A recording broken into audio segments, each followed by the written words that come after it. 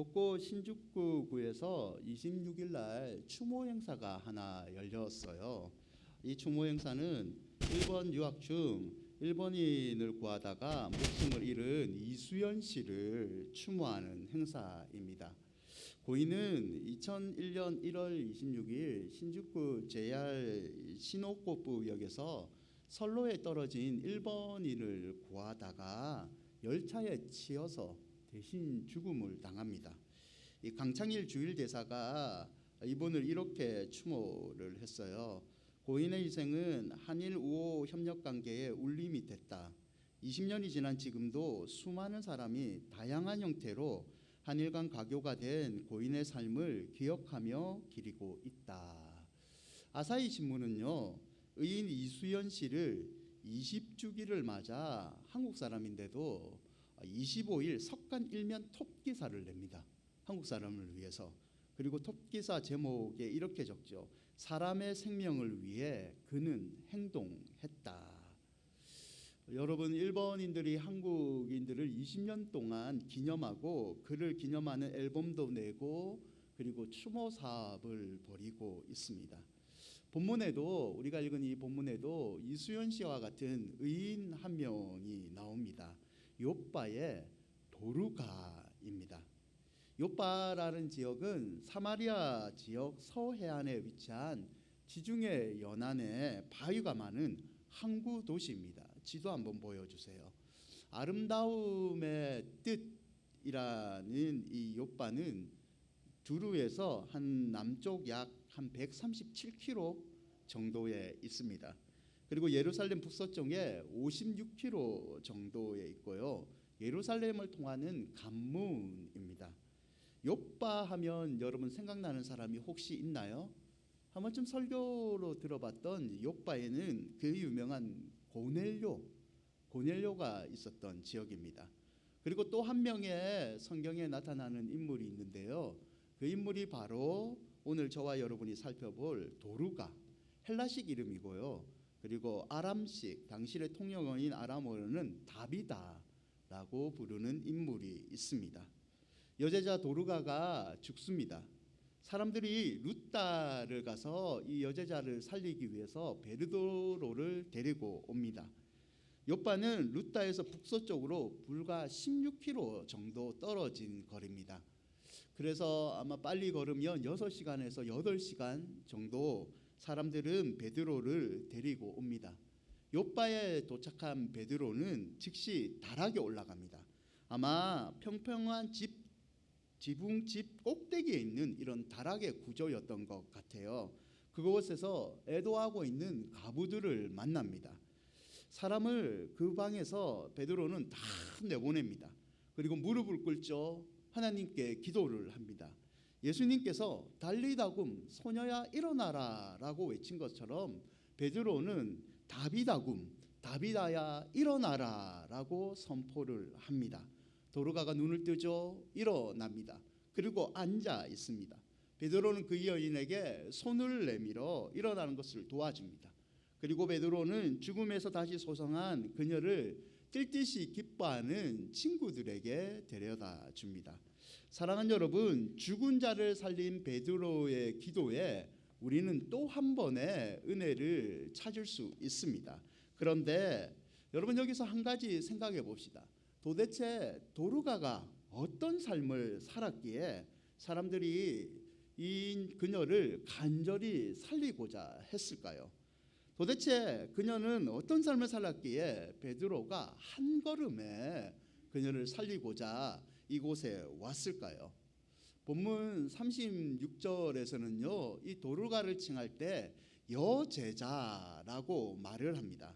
여러분, 신약 성경에서 여제자라고 칭한 구절은 여기밖에 없습니다. 그만큼 사도행전의 저자 누가는 아마 도르가, 그녀가 예수님의 여성 제자가 어떻게 살아야 되는지, 예수님의 여성 제자라면 이런 사람이 되어야 된다라고 모범이 되었다고 생각했던 것 같습니다. 진짜 하나님을 경외하는 사람, 아니 그 이상이죠. 신앙과 삶이 일치된 모습, 그리고 전도, 사람들을 구원하는 것에 앞장섰던 여성이었던 것 같습니다. 사랑하는 여러분, 여제자 도루가 이 표현에서 그녀를 통해 수많은 사람들이 예수 그리스도께 돌아왔다는 것을 우리는 생각해 볼 수 있습니다. 그렇다면 과연 그녀가 어떤 삶을 살았을까요? 어떤 신앙과 삶이 일치되는 모습을 보여줬을까요? 사람들은 그녀 때문에 예수님을 믿고 그녀의 죽음을 왜 슬퍼했을까요? 첫 번째는요, 도루가는 선행과 구제하는 일이 심히 많은 여제자였습니다. 본문 36절을 다시 보시죠. 욥바에 다비다라는 여제자가 있으니 그 이름을 번역하면 도루가라. 선행과 구제하는 일이 심히 많더니. 여러분, 전도를 많이 하는 전도왕들 있죠. 그분들의 삶의 간증들을 들어보면 그지 예외 없이 거의 다 선행과 구제하는 일이 많은 것을 발견하게 됩니다. 초대에 한국 교회에 복음이 들어왔을 때 이 기독교는요, 우리 기독교는 대한민국의 사회복지 사업 그리고 교육 사업의 선두에 섰습니다. 배재학당 그리고 지금의 연세대학교, 이하여대, 숭실대학교는 선교사와 이렇게 믿음을 가진 사람들이 설립한 학교 아닙니까? 우리가 가끔씩 애용하는 이 세브란스 병원도 선교사가 의료 사업으로 했던 것 아닙니까? 사랑하는 여러분, 선행과 구제는 전도의 필수 조건입니다. 마태복음 5장 16절 말씀인데요. 이같이 너희 빛이 사람 앞에 비치게 하여 그들로 너희 착한 행실을 보고 하늘에 계신 너희 아버지께 영광을 돌리게 하라. 히브리서 13장 16절에도 이렇게 말을 합니다. 오직 선을 행함과 서로 나누어 주기를 잊지 말라. 하나님은 이 같은 제사를 기뻐하시느니라. 아멘. 도루가는 주님을 믿고 따르는 선행과 구제하는 일에 앞장선 하나님의 여제자였습니다. 본문 39절에는 이 도루가의 선행을 구체적으로 나타나는데요. 베드로가 일어나 그들과 함께 가서 이르매 그들이 데리고 다락방에 올라가니 모든 가부가 베드로의 곁에 서서 울었다. 왜 울었냐면 도루가가 그들과 함께 있을 때에 지은 속옷과 겉옷을 다 내보이거늘.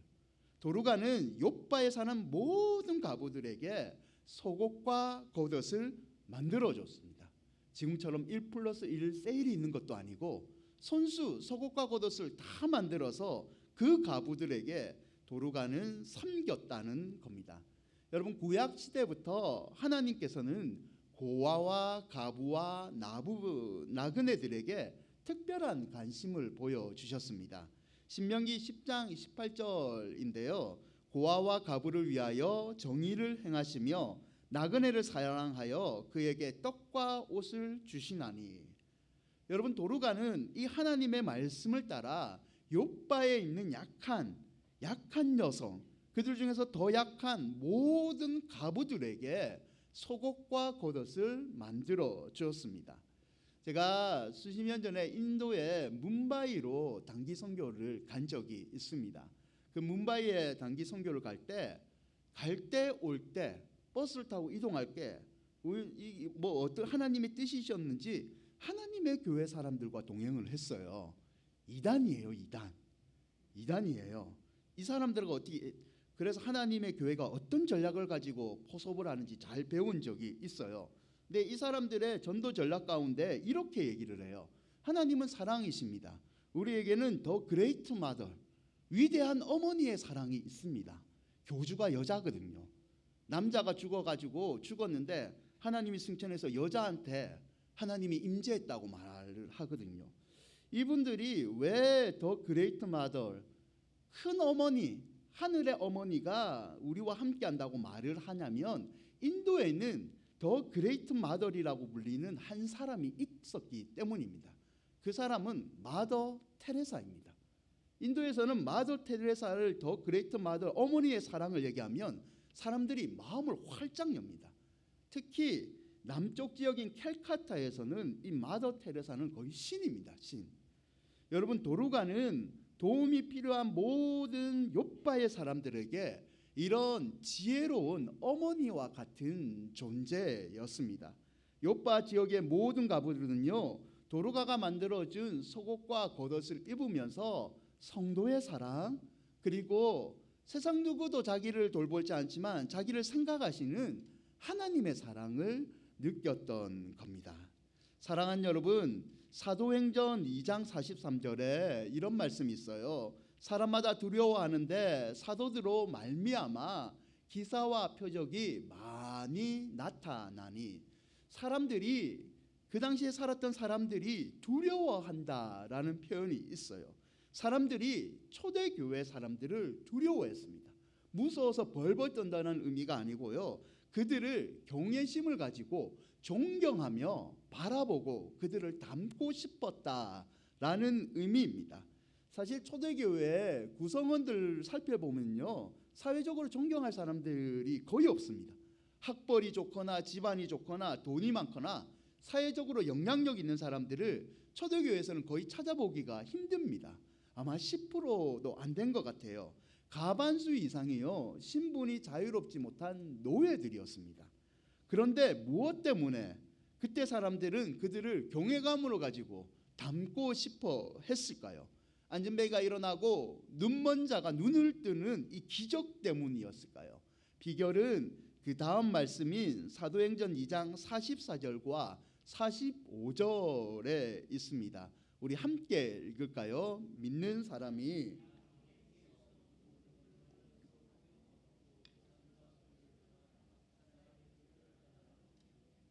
물건을 서로 통용하고 재산과 소유를 다 팔고 각 사람의 필요에 따라 나누어주는, 이런 나누어주는 삶, 하나님을 사랑하는 이런 실천하는 삶 때문에 당시의 사람들이, 초대교회 사람들을 우리도 저들처럼 살고 싶다, 존경스럽다, 경외스럽다라고 말을 했습니다.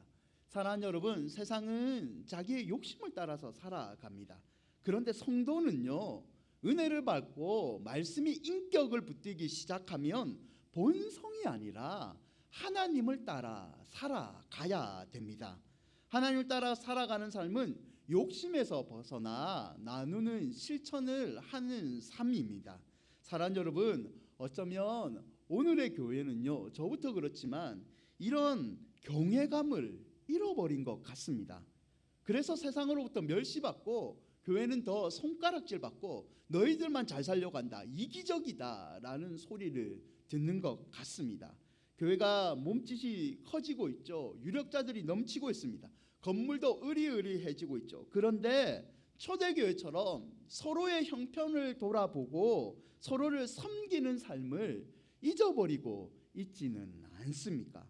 오히려 하나님의 은혜, 하나님의 은혜다 말하면서 이 하나님의 은혜를 이용해서 더 많은 것을 소유하려고 하고 있지는 않습니까?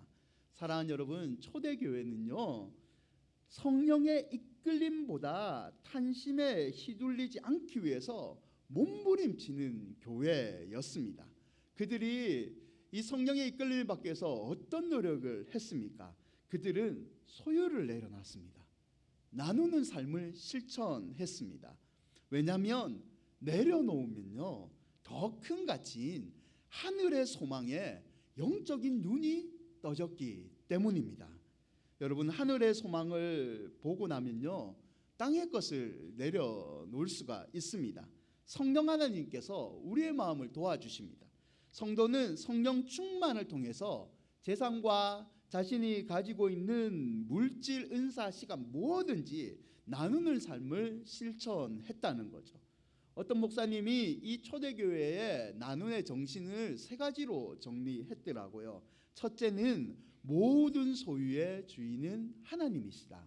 둘째, 하나님이 그것을 주신 목적은 분명히 있다. 셋째, 언젠가는 내려놓는 날이 온다. 사랑하는 여러분, 한번 따라하시죠. 나눔은 하나님의 뜻이다. 사랑하는 여러분, 나눔은 하나님의 뜻입니다. 요즘은 정말 돈이 말하는 시대인 것 같습니다. 돈이 소리를 내기 시작하면요, 진리라는 것은 침묵을 해야 됩니다. 물질보다 정신이 먼저입니다. 사람은 선합니다라는 것은 공허한 메아리로 다가올 때가 많습니다. 인간의 탐욕은요, 이 충족을 넘어 중독의 수준까지 이르렀습니다. 치료가 필요하죠. 이 병을 고칠 수 있는 약은요, 하나님의 사랑을 닮은 나눔밖에는 없습니다. 여러분, 그 모래 구덩이에 빠진 차량을 빼는 방법 아시죠? 제일 먼저 보험 증서를 보시고 보험회사 출동을 부르셔야 돼요. 그게 제일 빠른데, 간단하게 빼는 방법 중에 하나가 꽉 차 있는 타이어에 바람을 살짝 빼시면 됩니다. 그러면 모래에서 쉽게 탈출할 수 있대요. 여러분, 성령 충만은 이와 같습니다. 욕심으로, 무엇으로, 걱정으로 가득 찬 내 마음에 살짝 사랑으로, 나눔으로 공기를 빼는 것, 그게 성령 충만한 삶입니다. 그러므로 우리 큰은혜 교회 모든 식구들은 성령 충만을 나눔으로 실천하는 진짜 성도가 되시기를 바랍니다. 여러분, 그렇다면 우리 어떻게 나눠야 될까요? 저희는 이런 의미에서 선교와 비전 헌금을 작정하려고 합니다. 여러분, 선교와 전도하는 것은요, 단순히 선교사를 도와준다, 형편이 힘드니까 불쌍해서 도와준다, 이런 의미가 아닙니다. 선교와 전도를 하는 것은 하늘나라에 내가 미리 사는 것을 하나님께 보여준다는 의미입니다. 선교비를 지출하고 단기 선교에 자신의 휴가를 줄이고 시간과 물질을 들여서 참여하잖아요. 이 한 영혼을 살리는 것에 대가를 지불하는 것은 천국의 삶을 미리 경험하는 삶입니다. 여러분, 가족 구원이 힘들잖아요. 응답되지 않는 기도 제목이 있잖아요. 작정 기도도 하고 철학 기도도 하고 금식 기도도 합니다. 이런 것으로 부족할 때가 있습니다. 그럴 때는 하나님께 이쁘게 보이셔야 됩니다. 하나님이 제일 좋아하는 것 중에 하나가 한 영혼을 살리는 이 사역에 동참하는 겁니다. 전략을 쓰시고 전도비와 선교비로 한번 하나님을 기쁘게 보십시오. 여러분이 생각 못한 시간에, 여러분이 생각 못한 상황에서 기도의 응답이 내릴 줄 믿습니다. 여러분, 다음 세대를 위하는 것, 이것은 너무나 좋은 것입니다. 하나님을 위해 거룩한 다음 세대를 세우는 이 장학의 사업에 여러분 동참해 보십시오. 그러면 여러분의 자녀들의 앞길은 우리 하나님께서 책임져 주실 줄 믿습니다. 사랑하는 여러분, 도루가를 통해서 우리는 전도의 기본이 무엇인지 생각하게 됩니다. 그것은 선행과 구제하는 일에 힘쓰는 겁니다. 도루가는 선행과 구제하는 일이 심히 많은 아름다운 하나님의 여제자였습니다. 여러분도 도루가처럼 하나님과 사람들에게 칭찬받는 아름다운 성도가 되시기를 축원드립니다. 둘째, 도루가는 죽음을 통해서 사랑의 눈물을 흘리게 한 여자입니다. 사도행전 9장 39절 말씀인데요. 베드로가 일어나 그들과 함께 이르매 그들이 데리고 다락방에 올라가니 모든 가부가 베드로의 곁에 서서 울며 도루가가 그들과 함께 있을 때에 지은 속옷과 겉옷을 다 내보이거늘. 여러분, 도루가가 병들어 죽었을 때 많은 사람이 성경에 사랑의 눈물을 흘렸다라고 기록되어 있습니다. 여러분, 믿음과 사랑의 사람도 언젠가는 병들어 죽습니다. 그러나 이 믿음과 사랑이 넘치는 사람이 죽을 때는요, 그 사람의 빈자리가 너무 크게 느껴지는 겁니다. 그래서 많은 사람들이 사랑과 슬픔의 눈물을 흘리면서 그 사람을 기억합니다. 많은 사람들이 그가 믿은 하나님을 바라보게 되는 거죠. 여러분, 성도의 죽음은 귀한 열매를 맺게 됩니다. 성도의 죽음은요, 많은 사람을 옳은 대로 돌아오게 만듭니다. 여러분, 어떤 날, 어떤 모습으로 하나님께 돌아가기를 원하고 계십니까? 여러분의 기도 제목 중에 하나가 나이가 들면 들수록 찬송을 부르면서 기도하다가 편안하게 하늘나라 하나님을 만나는 게 여러분 기도의 제목이 아닙니까? 저는 교육전도사 때 좀 나이 많은 목사님을 섬긴 적이 있어요. 이 목사님의 그 사역 가운데 특이한 사역이 하나 있었는데 그게 염을 해주는 사역이었습니다. 가난한 지역에 개척을 하셨기 때문에 사람들이 너무 가난해서 시체를 염하는 사람을 부를 돈이 없었어요. 장례를 치를 돈. 그래서 목사님이 직접 염을 해주시고 교회가 그렇게 장례를 다 치러 줬습니다. 목사님이 이제 전도사로 막 사역을 시작한 저를 이게 인생의 여러 가지를 가르쳐 주셨어요. 그리고 실제로 시체 앞에서 한번 염해 볼래 하니까 20살 나이에 20대 너무 무서워가지고 목사님 그것만은 하고 싶지 않습니다. 너무 무섭잖아요. 목사님이 해준 얘기 가운데 하나가 자기가 이렇게 죽음의 마지막 순간에 임종 예배를 드릴 때 진짜 신앙의 모습을 보게 된다는 겁니다. 그리고 죽기 전에 하나님 가게 바로 가기 전에 사람들에게 진짜 기도를 많이 해줘야 된다라고 얘기를 하십니다. 한 번은 진짜 믿음이 좋다고 생각한 권사님의 임종 예배를 갈 때요. 그런데 권사님이 갑자기 목사님의 손을 꽉 잡고 얘기하기를 싫어 나 가기 싫어 더 살고 싶어 이런 말을 했다는 겁니다. 목사님 너무 안타까웠대요. 반대의 모습도 있죠. 저는 대학교 1학년 때 선배의 어머니의 그 장례식에서 간을 드는 운구를 난생 처음 해봤습니다. 그때 마지막 임종 예배를 참석했는데요.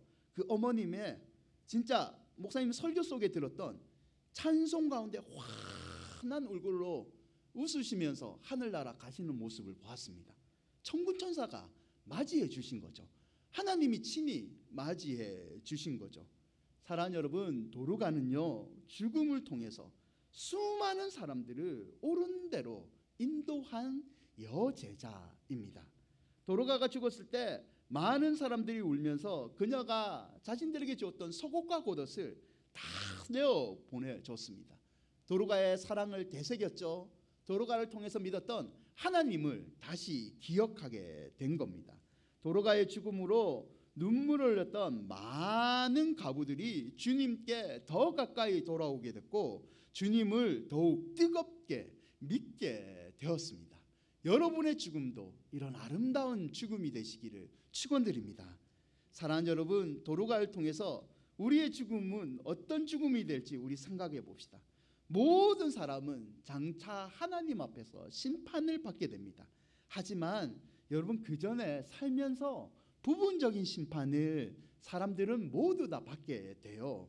그 중에 하나가 바로 사람들의 평판이에요. 평판. 이 사람이 죽었을 때 세 가지 반응이 대체적으로 나온대요. 어떤 사람이 죽으니까 아무개가 죽었다고 안 됐네, 뭐 죽었네, 이런 무덤덤한 반응이 있고요. 아무개 사람이 죽었다고 잘 됐다, 내가 그렇게 죽을 줄 알았다라고 고소하다고 말하는 반응이 있대요. 마지막 세 번째 반응은 아무개가 죽었구나, 참 안타깝다, 그런 사람은 이 땅에 더 살아야 되는데 그 사람 없이, 그 사람의 위로와 격려와 도움 없이 이제 나는 어떻게 세상을 홀로 살아갈 수 있을까 안타까워하고 애도하는 반응이 있다라고 합니다.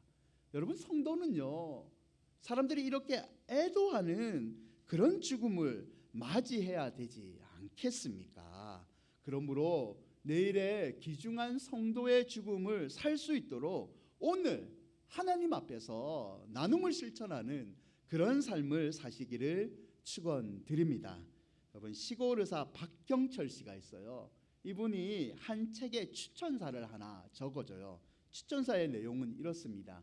죽음 이후에 자신을 그리워하는 사람이 많다면 성공한 인생이란 말이 있습니다. 그렇게 본다면 이 젊은 의사는 조금 일찍 우리 곁을 떠났지만 우리 중 어느 누구도 달아들지 못한 성취를 이룬 사람인지도 모르겠습니다. 지금 이 책을 내기 위해 발벗고 나선 그의 동료 선후배들, 그리고 그의 이야기를 전해 듣고 기꺼이 추천사를 쓰기 위해 책상 앞에 앉은 저까지 많은 사람들이 그를 그리워하고 있으니까요. 사진 보여주시죠. 이 박경철 사가 얘기하는 청년은 그 청년 바보 의사라는 책을 유고작을 남기고 세상을 떠난 청년 의사 안수연 형제입니다. 이 형제는 하나님의 말씀대로 이 땅을 살아갑니다. 군의관 생활을 하다가 일반 형사들과 같은 입장에서 그냥 생활을 합니다.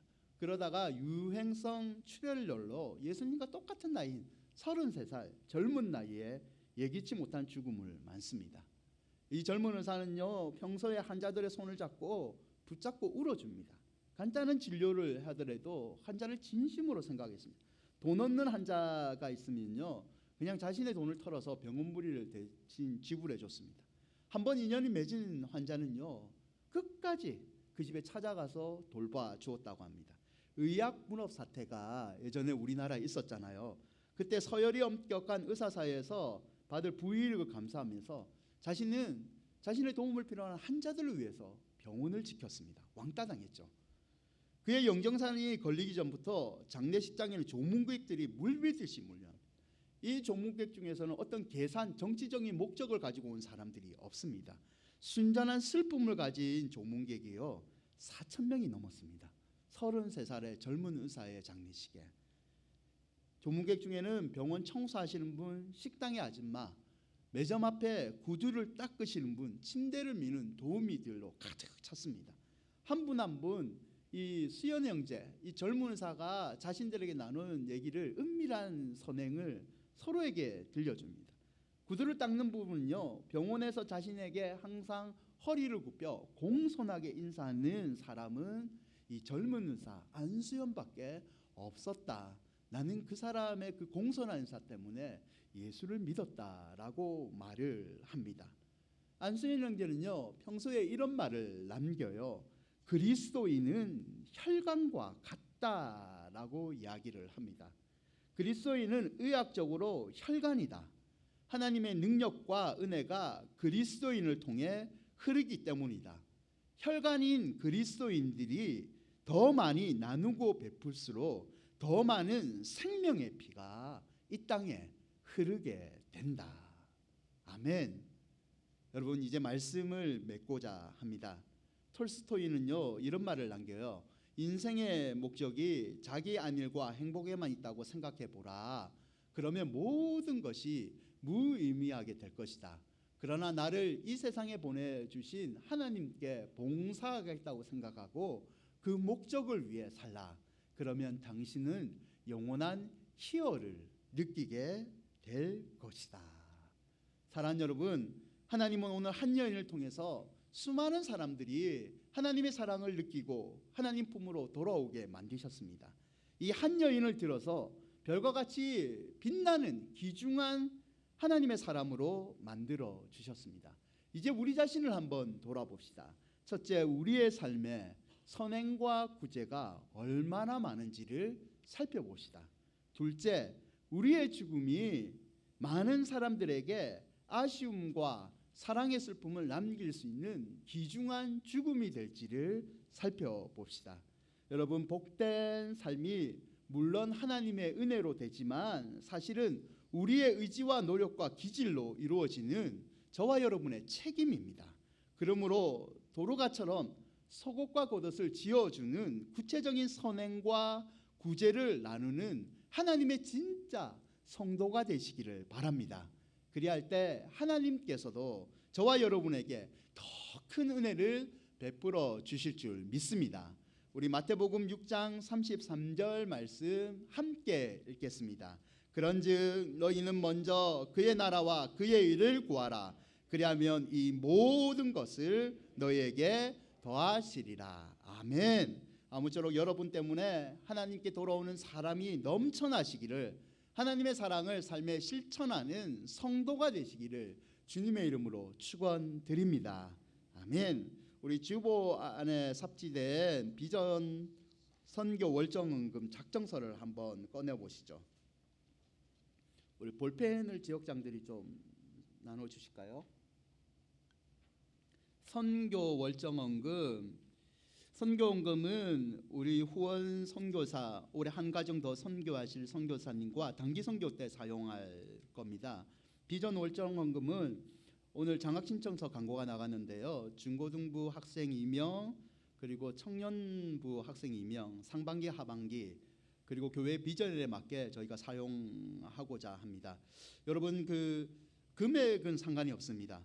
여러분이 월 하신 만큼만 작정을 하시면 재정부에서 월정 봉투를 원하시는 분은 만들어 드리고요.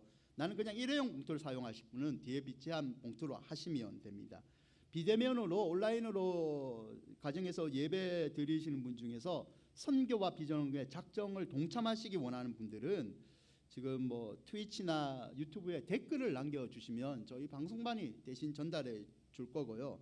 아니면 자기의 지역장과 순장에게 카톡으로 나는 선교 헌금을 이렇게 작정했습니다라고 남겨주시면 저희 재정부에서 그걸 보고 봉투를 만들어 드리도록 하겠습니다. 반주 잠깐만 해주시죠.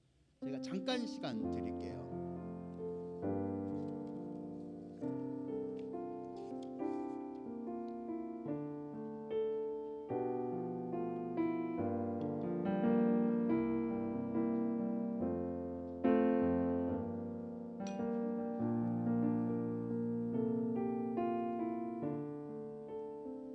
수고도 바로 해주시죠. 작정하신 분은 바로 지금 수고해 주시고 더 기도하신 분은 집에 가셨다가